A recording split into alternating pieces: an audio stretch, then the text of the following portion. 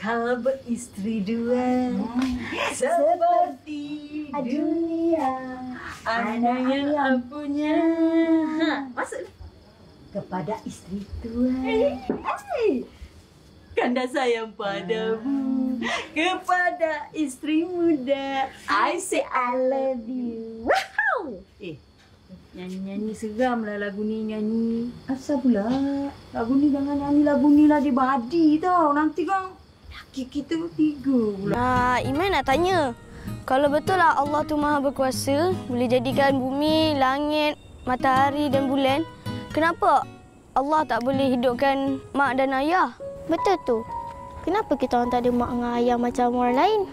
Macam kakak cakap hari tu, Allah tu Maha Adil. Tapi kenapa kita orang tak ada mak dengan ayah macam orang lain? Kita orang pun nak bahagia juga macam orang lain juga.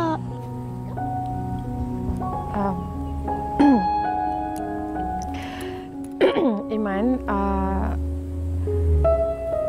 korang nak tahu tak sebab apa? Sini. Biar berada cerita. Sebab Allah tu sayang kat korang ni lebih. Macam kawan-kawan korang yang ada mak, ada ayah.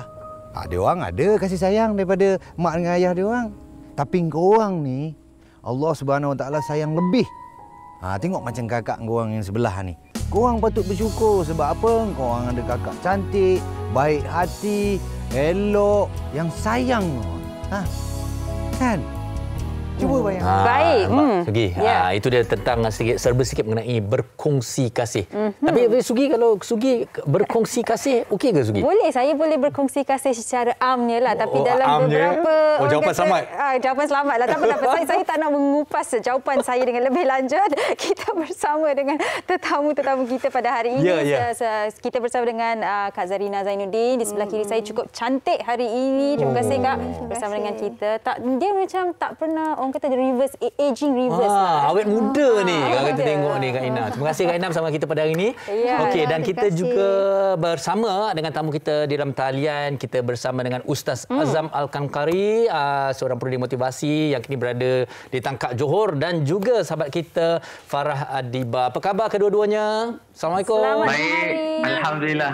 Okey, baik. Kita tahu kalau ada Ustaz Azam je, dia punya semangat dia lain macam. Jadi Ustaz, kami mulakan kupasan topik pada hari ini bersama dengan Ustaz. Bila kita cakap berkongsi kasih, kita sering kali digalakkan untuk jadi seorang yang prihatin, orang kata lebih loving, spread the love dan sebagainya. Tapi dalam konteks topik kita hari ini Ustaz boleh berikan mukadimahnya, berkongsi kasihnya. Ustaz, silakan. Baik, terima kasih Sugi, Fahri, para penonton, Kak Zarina, Kak Farah, serta para penonton setia wanita hari ini pada hari ini. Alhamdulillah. Allahumma salli sayyidina Muhammad wa ala alihi wasallam. Baik, bila kita bicara tentang berkongsi kasih, saya sempat buka dalam Kamus Dewan edisi keempat, muka surat 815. Apa makna berkongsi? Berkongsi itu maksudnya adalah bersama-sama. Bila mana kita bicara tentang berkongsi kasih ini, makna kita bersama-sama mencurahkan kasih sayang kepada orang lain.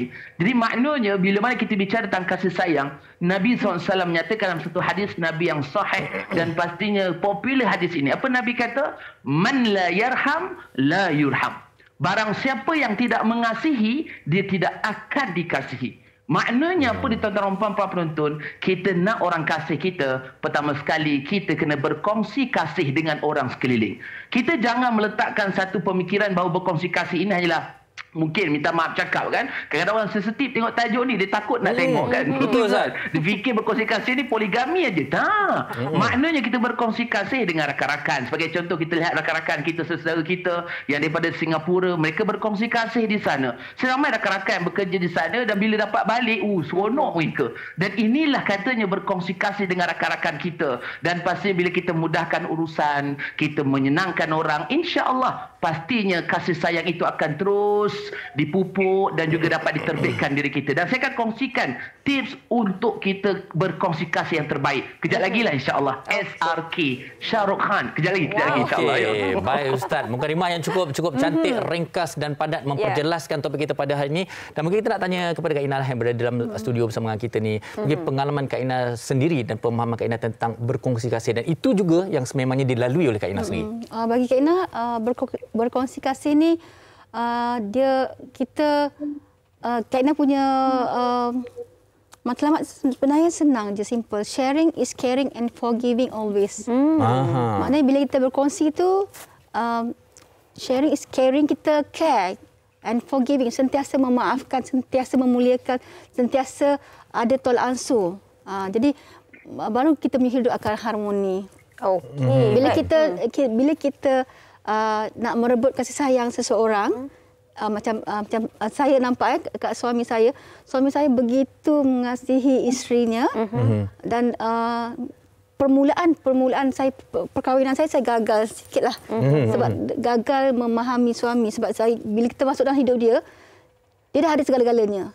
Sebab dia susah senang dengan isteri pertama. Bila kita masuk tu, mestilah isteri pertama rasa macam apa yang sebenarnya kita nak daripada dia kan. So bila kita kurang memahami, lama-lama kita belajar, oh suami saya begitu menyayangi isterinya. Jadi saya kena curi hati isteri dia, belajar menyayangi isteri dia. Lama-lama suami akan bukakan pintu hati untuk kita. Dia akan lebih sayang dengan kita, dia akan lebih kasih dengan kita sebab kita tahu tanggungjawab kita, tahu menerima keadaan tu. Tahu sharing tu macam mana kan. Dan Kak Ina, apabila Kak Ina berkongsi, saya baca artikel perkongsian Kak Ina. Kak Ina kata bila berkongsi kasih dengan suami orang, kita harus banyak bersabar. Ya, betul. Mungkin Kak Ina boleh kongsikan lebih lanjut apa yang dimaksudkan dengan bersabar. Nampak sekarang ni sangat harmoni. Alhamdulillah kita pun berniaga sama-sama. Yang isteri pertama jaga bahagian kewangan, saya tak pandai apa-apa. Saya pun bukan orang yang bijak pandai. Dan saya pandai menyaga saja kan, tapi dia tolong saya, banyak tolong saya dan bagi saya banyak pelajaran. Jadi dan suami saya pun pandai bisnes, jadi dekat situ kita sama-sama bekerjasama sampai anak-anak tiri saya pun tolong saya. Jadi kita baru kita dapat buat tim, baru kita dapat berniaga betul-betul.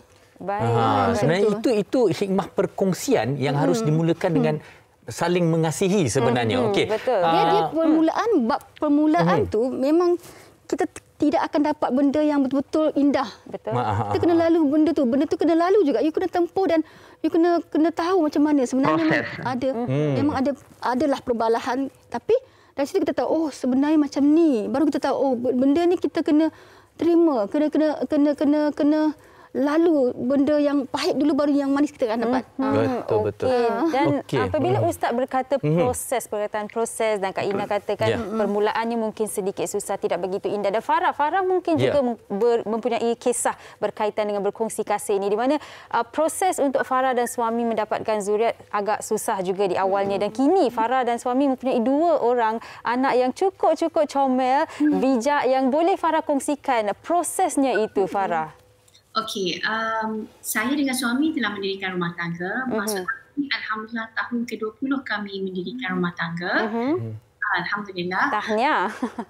Dan setelah 7 tahun kami mendirikan rumah tangga, dapat macam treatment lah masa tu. Buat hormone placement test dan sebagainya, tak menjadi. Itu saya berdoa kepada Allah, kata saya letak target. After 7 years, kalau Allah tak izinkan melalui biological children, mungkinlah melalui cara lain.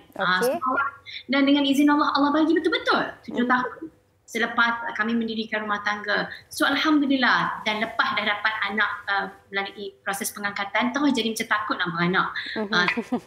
Allah tak kena berpantang. Saya tak suka buat proses IUI, IVF tu semua.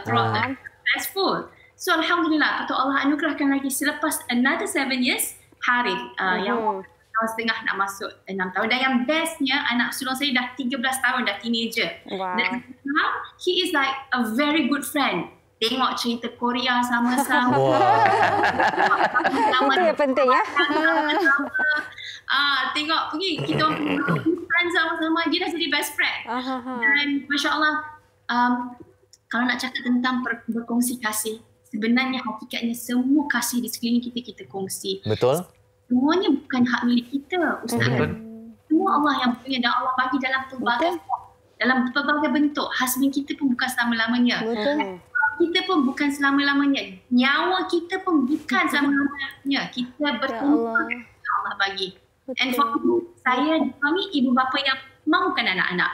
Anak-anak kami perlukan ibu bapa. So we have a good match. So Alhamdulillah. Betul. Dan kalau kita lihat ini adalah satu lagi perkongsian yang cukup indah sebenarnya, cukup ada hikmah. Kalau kita lihat walaupun prosesnya mungkin kita katakan berbeza daripada orang lain, anak angkat dan sebagainya, tapi saya kira inilah saling kongsi kasih yang membawa manfaat dan juga hikmah yang besar dalam kehidupan kita sebenarnya. Betul. Okey. Sebentar lagi kita akan kembali bersama dengan Ustaz Azam untuk satu lagi soalan, tapi sebelum itu kita nak dengarkan juga pendapat orang ramai tentang topik kita pada hari ini. Kita dengarkan. Saya rasa wanita, tak kisahlah dalam apa-apa hubungan, kalau berkongsi kasih ni, kenalah seorang yang sangat-sangat sabar. Maksudnya lagi satu, dia tak boleh ada perasaan yang senang cemburu. Sangat-sangat sabar. Dan lagi satu, saya rasa dia adalah orang yang jenis yang willing. Of course lah, bila kata kongsi kan, willing to share. Maksudnya walaupun dia sedih, tapi dia boleh ketepikan kesedihan dia just untuk kongsi kasih itu dengan orang lain. Maksudnya senang cerita dia ni jenis yang mengalah lah. Alright, bagi saya untuk seorang wanita, untuk kita nak berkongsi kasih sama ada dengan anak-anak, dengan contohnya kita ada anak kandung and then kita ada anak angkat kan. So kita kena berlaku adil, kena sentiasa keep in touch ataupun orang kata communicate antara mereka untuk orang kata lebih merapatkan lagi silaturahim tu kan. Untuk berkongsi kasih dengan sesiapa saja pun memang kita kena berlaku adil dan kena banyak bersabar juga, sebab ramai yang orang lain-lain perangai kan, lain-lain kerena. So kita kena lebih matang untuk mengawal sesuatu keadaan itu. Nah, itulah dapat daripada mereka di luar sana tentang topik kita pada ini. Tapi macam saya katalah tadi, okey, saya sebenarnya sempat mengintai-ngintai apa ada dalam Facebook ni. Bab kata saya pasti bila mendengar topik hari ini, juga Ustaz pun dah kata tadi, ramai yang sensitif. Orang kata ingat poligami sahaja. Tapi bab kata saya, kita perluaskan tentang definisi berkongsi kasih. Okey Ustaz, bila cakap kongsi ni, ada orang yang mungkin tak berapa suka. Kan ada orang memang secara fitrahnya kalau boleh dia nak mempunyai seorang saja kan. Okey. Lepas tu dan kalau bila berkongsi juga ni orang kata ada yang memandang serong juga kepada situasi ini. Bukan saja poligami, kadang-kadang tentang anak-anak ke jiran ke anak tiri dan sebagainya. Jadi bagaimana kita nak mengubah dan memberikan satu stigma, mengubah stigma ini dan memberikan satu yang positif, pemahaman yang positif kepada masyarakat? Baik, kita kena faham seperti mana Kak Farah kata tadi, Kak Zarina, saya sangat kagumlah dengan mereka sendiri ni. Kerana apa? Mereka berkata ini namanya testimoni hidup kan, maknanya mereka membawa testimoni yang memang mereka rasai sendiri. Memang saya tak nafikan berkongsi is satu perkara yang kadang-kadang memenatkan. Berkongsi ini satu kita perlukan pengorbanan. Ini paling faham. Ini kita kena faham. Pengkongsi ini perlukan pengorbanan. Maknanya contohlah, tak cerita banyaklah. Saya cikgu sekolah agama Johor kan. Bila kita mengajar budak, kalau berkongsi buku, kadang seorang budak dapat belah kanan, seorang budak dapat belah kiri kan. Maknanya itu pun boleh bergaduh. Teringat masa saya sekolah dulu Ustaz. Awak tak bawa buku. Macam mana? Teringat saya masa sekolah dulu. Terlupa bawa buku. Fahri orang Johor, sekolah agama kan. Lagi sekolah agama, sekolah petang kan. Maknanya kitab tak bawa, buku tak. Dia bergaduh ni. Sebab apa nak berkongsi? Saya kata kongsi. Sekarang ni SOP tak boleh lah kongsi kan. Kongsi makan pun tak boleh dapat penuh, ke dapat setengah-setengah kan. Nak cerita apa, berkongsi ini perlukan pengorbanan. Itu sebab tuan-tuan dan puan, stigma masyarakat negatif ini kita kena ketepikan. Mulut tempayan boleh kita tutup, kalau hujan kita tak nak air masuk kita tutup, tapi mulut manusia kita tak boleh tutup, tetapi kita boleh menguruskan stigma orang. Jadi bagaimana kita nak berkongsi kasih ini dengan cara yang baik? Saya nak kongsikan ada 3 tuan-tuan dan puan para penonton. Apa dia? SRK. Apa SRK ni? Bukan Shah Rukh Khan, bukan. S apa yang pertama? S yang pertama adalah sangka baik. Ini yang paling penting. Apa yang berlaku pada kita? Pertama sekali kita kena sangka baik dengan Tuhan. Sangka baik dengan Allah SWT. Kerana Allah yang telah mengatur kehidupan kita. Ramai di kalangan kita kadang suka mengalahkan takdir. Ini aku sudah dapat anak ni sebab takdir bla bla bla. Ini keturunan kau lah ni. Jangan. Cukup. Kadang-kadang bila kena, contoh minta maaf cakap, berpoligami dan sebagainya, akhirnya menyalahkan takdir dan sebagainya. Kadang mak ayah tak ada, macam cerita tadi, apa kita tengok sketsah tadi kan, sedutan awal tadi, drama tu. Kenapa Allah Ta'ala bagi dia sekian. Itu sebab tuan-tuan puan, kita kena sangka baik dengan Allah SWT. Itu yang paling utama. Sangka baik dengan Allah dan juga sangka baik sesama manusia. Dengan makhluk ini kena bersangka baik. Inilah antara tips untuk kita berkongsi kasih dengan cara yang terbaik. Yang pertama, sangka baik, husnuzon. R yang kedua, apa dia? Rasa empathy. Kita kena ada rasa empathy. Bahasa kata orang putih, saya tak kerti lah nak cakap kan. Macam kita duduk dalam kasut dia. Nanti Kak Farah kena betulkan lah ya. Maknanya kita duduk dalam kasut dia. Apa? Tak tahulah sebut. Sugi betulkan lah ya. Maknanya kita kena rasa empathy. Kesusahan orang. Kita berkongsi rezeki sebagai contoh. Ni Ramadan semakin hampir. Hari seterusnya insyaAllah. Kita nak berkongsi rezeki. Kita nak berkongsi kasih. Kita perlu rasa empathy. Kenapa kita berkasih? Contoh, anak-anak yatim. Saya ramai rakan-rakan waktu sekolah dulu, mereka di rumah pertubuhan anak yatim. Mereka berkongsi kasih sayang. Barangkali ibu ayah tiada, duduk di asrama anak yatim, mereka berkongsi kasih sayang dengan pengasuh mereka di situ. Maknanya kita berkongsi sayang, berkongsi kasih ini, kita perlu rasa empathy. Sama-sama kita rasa, jangan diri kita je, kita rasa kesusahan orang juga. Dan K yang terakhir, apa dia? Ini yang paling penting, iaitu komunikasi berkesan. Komunikasi berkesan ini bagaimana kita kena ada sentiasa bersembang. Macam Kak Zarina kata, tak betul lah. Maknanya dia sentiasa kena tahu apa yang suaminya mahukan, apa yang madunya mahukan. Anak-anak, macam Kak Farah kata, betul lah, saya setuju kan. Tengok Cica, harasa harus saya. Kan? Dia kan, tengok cerita Korea. Tempat lagi kan. Maknanya tak ada masalah. Kita kena faham bagaimana berkomunikasi dengan anak-anak remaja sebagai contoh. Anak-anak, kanak-kanak bagaimana. Kena ada komunikasi dan ini perlukan ilmu. Jadi inilah antara tips untuk berkongsi kasih dengan cara yang terbaik dan pedulikan stigma masyarakat, dan kita kena sentiasa positif dan cuba untuk menjadi yang terbaik insya-Allah.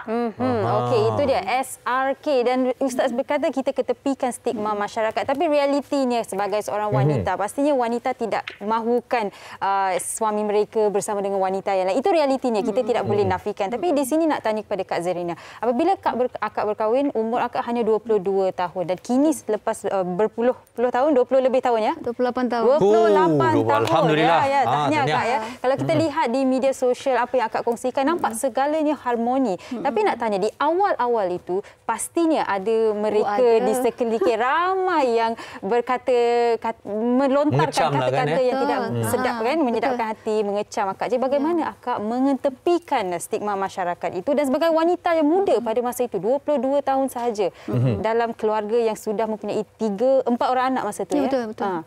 Saya sebenarnya bila suami melamar saya tu, saya minta izin, saya cakap dengan suami, kalau betul dia nak kahwin dengan saya, kena bawa saya jumpa isteri dia. Saya nak minta izin dengan isteri dia. Jadi kalau dah dapat izin, baru saya kahwin, saya kata. Saya tak nak nanti kita belakang-belakang bergaduh. Saya tak nak wanita dengan wanita bermusuh. Faham tak? Sebab kita wanita sepatutnya saling menyayangi, saling menghargai. Kita sayang dia. Patut kita sayang dia. Kenapa kita nak benci dia? Kan? Jadi saya bila saya kenal dengan dia, saya pun jadi sedih. Kata, ya Allah, kenapa aku nak ambil laki orang, suami orang? Sampai saya cakap, kalau dia ada kembar, saya ambil kembar dia. Sebab sikap dia yang jujur kan, dia punya hati yang besar nak kahwin dengan saya masa tu. Jadi barulah isteri dia izinkan saya kahwin. Tapi dia kata, jagalah maruah dia. Saya simpan 21 tahun baru saya kenalkan suami saya. Maknanya saya tak bagi tahu siapa-siapa. Siapa kat suami awak? Siapa? Adalah. Sampai anak saya dah besar, orang kata, siapa suami awak sebenarnya? Baru saya kenalkan suami saya lah. Maknanya itu pun di atas permintaan. Ya, betul. Sebab kita nak jaga maruah dia supaya dia nak berjalan dengan isteri dia selesa. Tidaklah, oh ni laki dia ni. Oh, ni lah kahwin dengan tu, dengan artis tu. Okey, tapi ianya merupakan satu pengorbanan yang besar sebenarnya bagi Kak Ina sendiri, betul tak? Bila kita ya, betul. Tapi Kak Ina kena bersyukur. Ada lelaki yang baik nak kahwin dengan kita, nak mendidik kita jadi manusia, kan? Daripada kita kawan-kawan tak jadi buat apa? Buang masa, kan? Saya Kak Ina fikir masa tu 22 tahun, tapi Kak Ina fikir, aku tak naklah izinkan orang tu, orang ni pegang aku kan. Baik, kenal dengan orang baik, kahwin. Baik. Minta izin cara betul, kita kahwin, dan kita nak pun hidup kita makin lama makin baik, makin bagus kan, makin elok kan. Alhamdulillah dia dibimbing kita supaya kita jadi wanita yang baik. Okey, dan tadi saya sempat juga bertanya kepada Kak Ina, apabila Kak Ina kahwin 22 tahun tu ada 4 orang anak daripada isteri pertama suami. Bagaimana perhubungan itu? Kak Ina kata ada connection dia. Tadi pun ada dapat WhatsApp dia. Mungkin Kak Ina boleh kongsikan situasi di rumah masa diorang kecil dan kini setelah mereka dewasa. Dan rapat juga dengan Kak Ina sebenarnya. Rapat anak-anak tiri akak semua rapat dengan akak. Kalau apa-apa, akak akan WhatsApp diorang. Kalau birthday ke apa, kalau nak tanya tentang apa-apa pendapat, kita akan sama-sama give and take. Kak Ina bahasakan diri Kak Ina Kak Lola. Oh, okey. Wow, Lola. Sampai sekarang dia panggil Kak Lola. Dia tak panggil kita mak-mak. No. Saya bukan mak dia. Saya cuma mak tiri dia dan saya bahasakan diri saya Kak Lola sebab dia ada mak dia yang betul-betul disayang. So kita kena respect benda tu. Kita tak boleh ambil tempat mak dia tu, tak boleh. So kita kena tahu bawa diri kita supaya dia pun akan hormat kita. Mula-mula dia akan susah nak masuk dalam hidup kita. Tapi bila kita selam balik, kita fikir kita tak boleh nak paksa orang tau. So kita pelan-pelan lah insya-Allah. Baik. Okey, baik untuk Farah Diba sendirilah. Bab kita kata setelah kita mendengar perkongsian seberingkas pada hari ini mengenai kita semua kan, kita takdir manusia itu berbeza-beza. Bab kata ustaz sendiri, kita harus pertama sekali bersangka baik dengan takdir. Jadi untuk kehidupan Farah sendiri dan bagaimana bila melalui pengalaman itu dan kemudian ada anak angkat, bagaimana menjelaskan kepada anak-anak ini tentang perkongsian kasih yang sebenarnya yang berlaku yang mungkin tidak sama seperti mereka di luar sana. Okey. Macam anak sulung saya dah tahu bahawa sebenarnya dia adalah anak angkat. Saya dan suami, kita punya perancangan ialah sebegini. Memang kita nak bagi tahu anak-anak, kita tak nak hidup dalam penipuan. Anak-anak tahu status mereka, tapi kita tunggu dia betul-betul memayis. Dia faham, dia tahu what is wrong, dia boleh digest information. So language pertama yang kami lakukan masa kecil ialah memberi kasih sayang, memberi love. Kita shower them with love. Of course, pada waktu yang sama kami selalu cerita tentang konsep inna lillahi wa inna ilaihi raji'un. Daripada Allah kita datang, kepada Allah kita kembali. Selalu pesan ke anak saya di yaumul akhirah, ibu, bapa, suami, isteri semua cabut lari sebab takut dipertanggungjawabkan. Pada waktu yang sama, sahabat yang betul-betul soleh yang selamatkan kita. Jadi I told my son, saya bagi tahu kepada dia, kita adalah sahabat. Jadi kalau apa-apa berlaku, kita tak lari, kita mencari. So insyaAllah that is our relationship. Dan saya sendiri cerita tentang kisah Rasulullah yang tadi, ibu bapa, it makes them stronger. Tapi saya tidak nak akui, masa anak saya tu mula-mula tahu, it was challenging, sangat challenging saya nak beritahu. Sebab dia digest information tu dan mengambil masa pun juga untuk digest information tu, it was very challenging. Tapi alhamdulillah sekarang saya boleh buat lawak lah. Orang lain kalau kata mak bapak mereka beranak kan, dengar cerita mak beranak susah lah. Beranak Muhammad senang, tak ada nak susah. Pandai. So bila dia jumpa I pun tiap hari balik sekolah, best friend. Dia cakap best friend. So we are very very close in that sense. Jadi alhamdulillah saya sampai tahap sekarang ni saya dah rasa apa tau. Ya Allah, tak baiklah cakap macam ni kan. Tapi saya just share apa yang saya rasa. Tapi kalau Allah bagi, alhamdulillah, kita jangan tolak apa yang Allah bagi. Tak ada sombong kan. Sampai nanti saya tak payahlah pregnant dah. Boleh besar je. Kalau ramai cakap kata tak mau ke anak perempuan, cakap tak apalah, tunggu menantu pula. So, kita kena bersyukur. Saya sentiasa yakin apa Allah bagi kat saya yang terbaik. Anak saya ni adalah anak yang terbaik. Dan saya tahu apa yang Allah dah plan tu is the best for me and my husband. So, kita dah tahu anak-anak ni adalah anak yang terbaik. Dan kalau ada orang cakap macam ni, kadang-kadang orang kata tak apalah nanti kita ambil anak angkat, dapatlah anak sendiri. Saya tak suka orang cakap macam tu. Faham. Dan sampai saya dah rasa komplit dan bulat, saya tak perlu melahirkan untuk menjadi seorang ibu. Saya nak tunggu menantu je lah ni.